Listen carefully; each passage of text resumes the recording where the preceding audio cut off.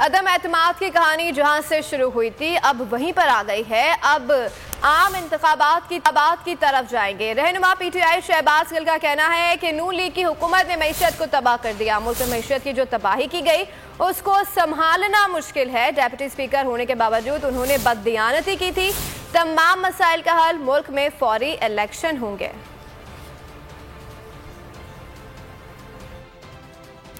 بات یہ ہے کہ یہ کہانی جہاں سے شروع ہوئی تھی یہ وہیں پر آ گئی. انشاءاللہ بہت جلد جنرل الیکشن میں موو کریں گے. اس کے بعد عوام فیصلہ کرے گی کہ پاکستان کی جو حکمرانی ہے پاکستانی قوم کے فیصلے کیا ملک سے باہر ہونے یا ملک میں ہونے. اس انسٹیبلٹی کے اوپر جو ملک کی جو انہوں نے اکانومی کی تباہی کر دی ہے اس کو سنبھالنا اب جو ہے وہ سوائے ایک مستحکم گورنمنٹ ہو جو عوام کو ریپرزینٹ کرتی ہو پوری کو، اس کے علاوہ یہ ممکن نہیں. اسپیکر ہونے کے باوجود ڈپٹی اسپیکر ہونے کے باوجود انہوں نے بددیانتی کی انتہا قائم کر دی تھی. سبسکرائب کریں اور بیل دبائیں تاکہ کوئی خبر رہ نہ جائے.